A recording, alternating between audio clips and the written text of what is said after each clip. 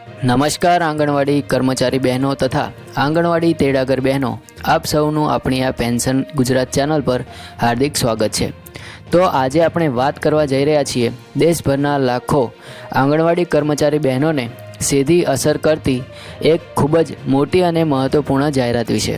તો બહેનો, મહિલા અને બાળ વિકાસ વિભાગ તથા શિક્ષણ મંત્રાલયના સંયુક્ત પ્રયત્નોથી એવી માર્ગદર્શિકા બહાર પાડવામાં આવી છે, જેના કારણે હવે આંગણવાડી કેન્દ્રોને પ્રાથમિક શાળાઓ સાથે સ્થાનિત કરવાની વ્યવસ્થા લાગુ પડશે। એટલે કે હવે આંગણવાડી કાર્યકર બહેનોને શાળાની અંદર જ કામ કરવાની તક મળશે અને આ સાથે જ તેમને પ્રાથમિક શિક્ષણ વ્યવસ્થાની સમાન સુવિધાઓ પણ પ્રાપ્ત થશે। આ માત્ર એક નાની સુધારણા નથી, પરંતુ આંગણવાડી બહેનોને અને લાખો નાના બાળકોના ભવિષ્ય માટે એક મોટું પગલું છે। તો બહેનો, આ માર્ગદર્શિકા ગત બુધવારે કેન્દ્ર સરકાર દ્વારા જાહેર કરવામાં આવી હતી। શિક્ષણ મંત્રી ધર્મેન્દ્ર પ્રધાન અને મહિલા તથા બાળ વિકાસ મંત્રી અન્નપૂર્ણા દેવીએ સંયુક્ત રીતે આ જાહેરાત કરી હતી। દેશભરમાં હાલમાં કુલ 14 લાખથી પણ વધારે આંગણવાડી કેન્દ્રો કાર્યરત છે, જેમાંથી લગભગ 2.9 લાખ કેન્દ્રો પહેલેથી જ શાળા પરિસરમાં સ્થિત છે, પરંતુ અત્યાર સુધી આ બાબતે કોઈ ચોક્કસ અને એકસરખી પદ્ધતિ ન હતી, જેના કારણે વિવિધ રાજ્યોમાં કામકાજ અલગ અલગ રીતે થતું હતું। પરંતુ હવે આ નવી માર્ગદર્શિકાથી દેશભરમાં એક સમાન માળખું ઊભું થશે અને દરેક રાજ્ય તથા કેન્દ્રશાસિત પ્રદેશોમાં સમાન પ્રથાઓ અપનાવવામાં આવશે। આ માર્ગદર્શિકામાં સ્પષ્ટ કરવામાં આવ્યું છે કે જ્યાં પૂરતી જગ્યા અને સુવિધાઓ ઉપલબ્ધ છે, ત્યાં આંગણવાડી કેન્દ્રોને સીધા પ્રાથમિક શાળાની અંદર જ રાખવામાં આવશે, જ્યારે જ્યાં જગ્યા ઉપલબ્ધ ન હોય ત્યાં નજીકની શાળાઓ સાથે આંગણવાડીને મેપ કરવામાં આવશે, એટલે કે મર્જ કરવામાં આવશે। ખાસ ધ્યાન રાખવામાં આવશે કે બાળકો માટે અલગ પ્રવેશ અને બહાર નીકળવાના દરવાજા હોય, મધ્યાહન ભોજન માટે અલગ રસોડાની વ્યવસ્થા હોય તથા અંદર તથા બહાર રમવાનો વિસ્તાર ઉપલબ્ધ હોય અને બાળક માટે અનુકૂળ શૌચાલયની વ્યવસ્થા કરવામાં આવે। બહેનો, આંગણવાડી કાર્યકર બહેનો માટે આ એક અત્યંત સકારાત્મક બદલાવ છે। અત્યાર સુધી ગામડાની છાપડી કે નાનકડા ઓરડામાં કામ કરતી બહેનોને ઘણી મુશ્કેલીઓનો સામનો કરવો પડતો હતો, પરંતુ હવે શાળાની અંદર જ કામ કરવાની તક મળવાથી તેમને વધુ સુવિધાઓ, વધુ માન્યતા અને બાળકો માટે ઉત્તમ શૈક્ષણિક વાતાવરણ પૂરું પાડી શકાશે।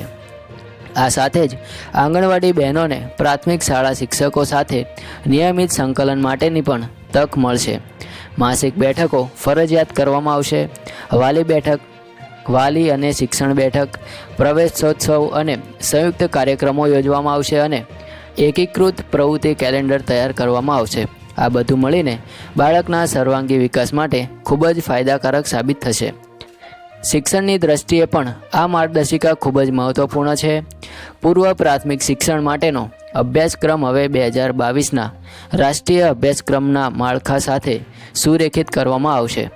બાળકોને રમત આધારિત અને પ્રવૃત્તિ આધારિત શિક્ષણ આપવામાં આવશે, જેમ કે જાદુઈ પિટારા અને આધારશિલા અભ્યાસક્રમ જેવા સાધનોનો ઉપયોગ કરવામાં આવશે અને ખાસ ધ્યાન રાખવામાં આવશે કે બાળક યોગ્ય ઉંમરે જ ધોરણ 1માં પ્રવેશ કરે અને ત્યાંનું શિક્ષણ સ્તર તેની ઉંમર સાથે મેળ ખાય।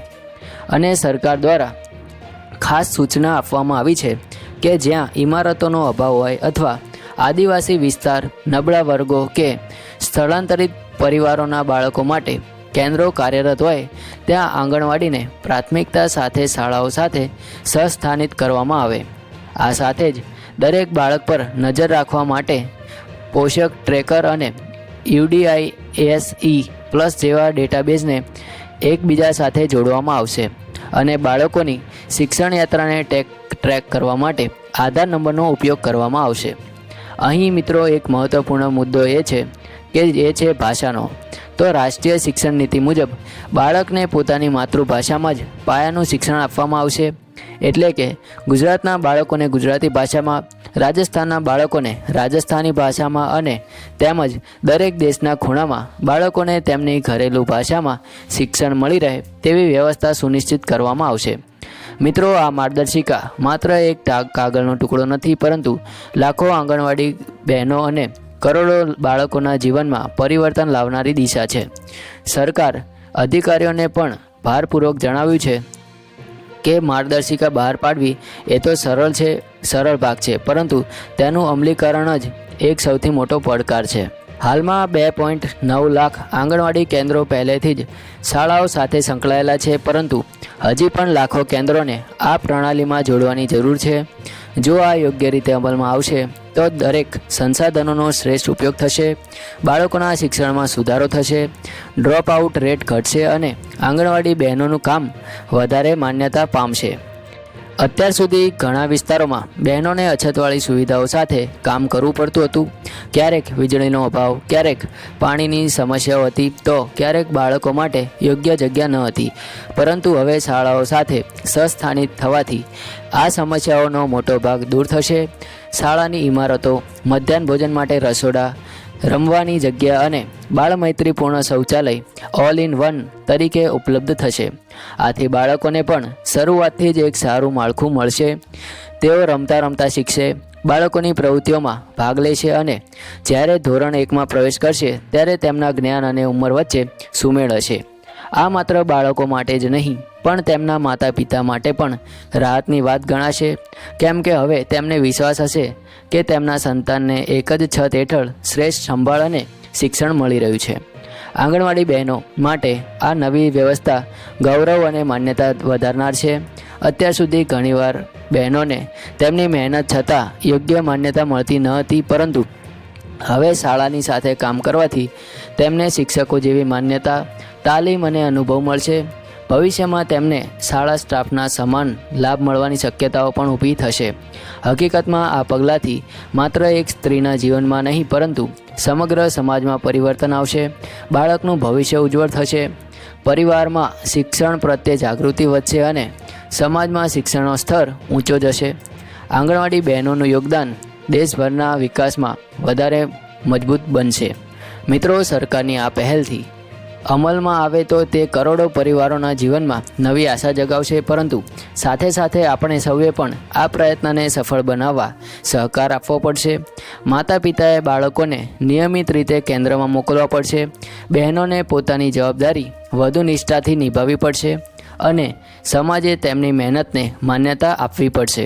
અંતમાં ફરી એકવાર કહું છું કે આ માર્ગદર્શિકા ફક્ત એક સરકારી દસ્તાવેજ નથી, પરંતુ આપણા બાળકોનું ભવિષ્ય સુરક્ષિત બનાવતી એક મજબૂત દિશા છે.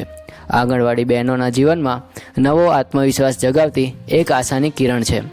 તો મિત્રો તથા તમામ બહેનો, જો તમને આ માહિતી ઉપયોગી લાગી હોય તો કૃપા કરીને આ વિડીયોને લાઈક કરજો, તમારા મિત્રો અને સહકર્મચારીઓ સાથે શેર કરજો, જેથી વધુમાં વધુ આંગણવાડી બહેનો સુધી આ માહિતી પહોંચે.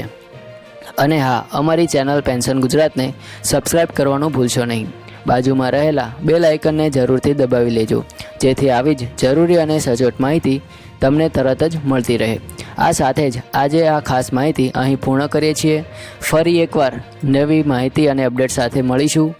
ત્યાં સુધી સંભાળજો તમારું સ્વસ્થ અને તમારા હેલ્થનું ધ્યાન રાખજો અને જોડાયેલા રહો પેન્શન ગુજરાત સાથે. જય હિન્દ, વંદે માતરમ.